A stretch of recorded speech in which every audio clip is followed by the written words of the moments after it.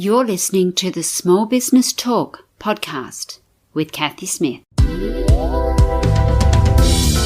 Small Business Talk is a podcast for business owners and entrepreneurs who want a better way to run their businesses without spending years doing it the hard way. Small Business Talk is hosted by Cathy Smith, who has run the same marketing agency for more than 17 years and helped hundreds of business owners achieve their marketing goals.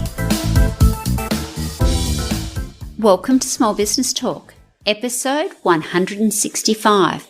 Well, last week's episode was an absolute cracker with Adam, Bud and myself talking about how sales and marketing collide. So if you haven't seen that one, go back and have a look. It was really good, lots of gold. So why won't my phone ring? It's halfway through the year at time of recording and some businesses are doing really well. And unfortunately, many are not. Why won't my phone ring is a question I get asked all the time. There are so many reasons why your business might be quiet and your phone is not ringing. Seasonal, weather, holidays, school holidays. You're spending too much time on social media without a strategy, or your staff. Lack of marketing, bad sales process, and many, many others. Stop. You need to stop. There are so many things, excuses, reasons to why your business may not be achieving what you want it to. You may not be getting the results that you want, but let's take a look and see what we can do right now to turn that around for you. The other day I had a sales call. It was a warm referral from a colleague. My referral had spoken to the prospect and suggested that they should ring. We had a huge talk, almost an hour, the prospect and I.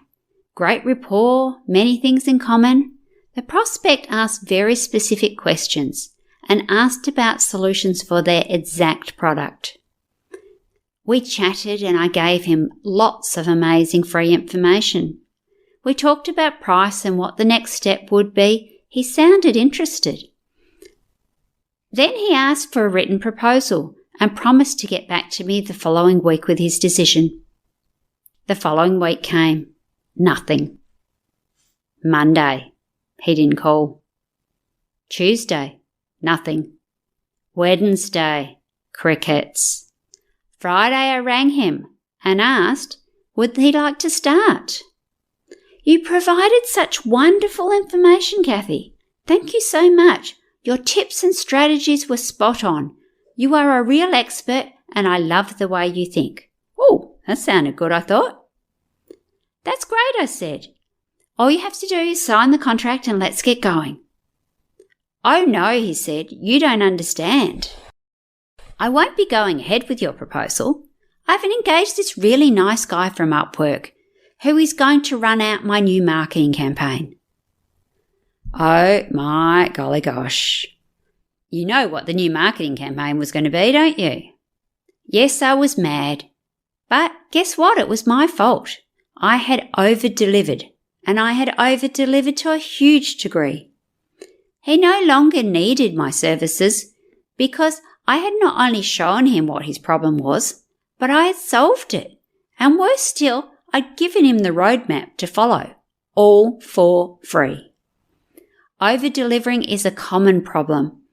And because we want to show people how much we can help them, we often fall into this trap. Have you fallen into this trap?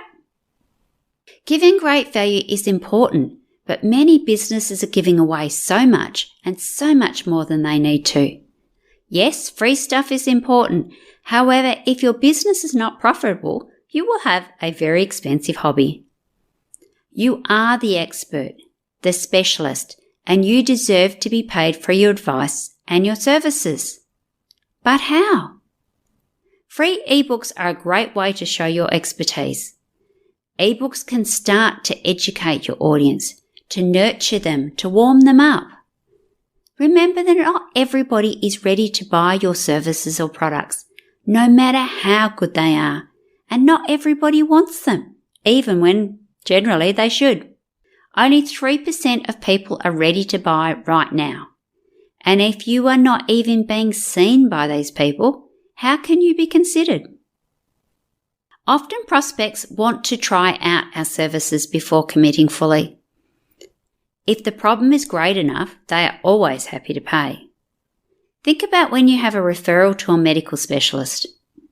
Often we don't even ask too many questions. We just book the appointment with the specialist that the GP has recommended, where we are told what is available and what it will cost. Our need is great and we want our problem fixed as soon as possible, so we are happy to pay. Yes, sometimes it hurts a bit, especially for specialists. But if they're going to fix it, do you want to have the brain surgeon that specialises in brain surgery? We don't want to have a foot doctor work on our brain, so we're quite happy to pay the price. My sales call would have been very different if I had offered a paid consultation to solve my prospects' problems and then given them the roadmap. Yes, they still may have engaged the nice guy from Upwork, but our relationship would have been very different and I would have been paid for my services. I have a wonderful client that I do paid workshops for, about every 6 months or so. Her first workshop was on content for the new website that she had built. Then the second one was on SEO, search engine optimization, and then advanced traffic strategies and so on. After the workshop, she would implement and then come back and test, measure, and let me know how it went. And then we'd work on the next stage. She did it all DIY. She got the experience and was able to use my advice, which I was paid for.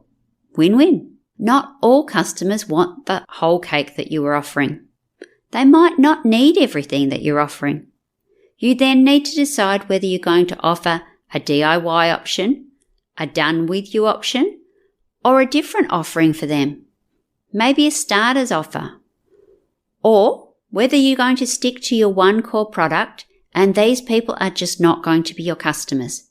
And referring them on to a colleague or another business is the best way to go. Win, win, win. Everybody wins that way. You're not servicing customers that don't suit your core needs and are ending up costing you more money than they're worth. The customer gets the best from what they need and your colleague will be happy as well. Is your phone not ringing because you are over-delivering and giving away too much for free? You need to have the right balance of free, educational, and paid services. Your phone may not be ringing because people don't realise that you have products and services to sell. Oh, that's silly, Cathy. Of course they know I have things to sell. After all, I'm a business. But do they? Have a good look at your messaging. The messages that you are putting out, particularly on social media, from your audience view. You might be surprised that you're not actually asking them to ring. You're not actually telling them that you have services. You're not actually telling them what problem you solve. If you need help getting a clearer strategy, getting in front of your ideal customers and knowing what to say when, get in touch. Give me a ring. Or you can always drop over to Catco Enterprises, Catco,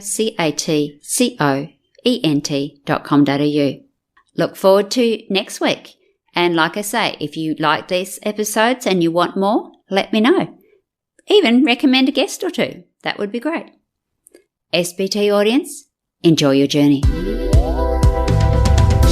Don't forget to subscribe to Small Business Talk podcast and head on over to smallbusinesstalk.com.au/downloads for all the show notes and links to this episode. Remember, to be great, you must start. Pick one tip from today's episode, take action and implement it. Let's meet again next week at the same time and place. Until then, take action. And SBT community, enjoy your journey.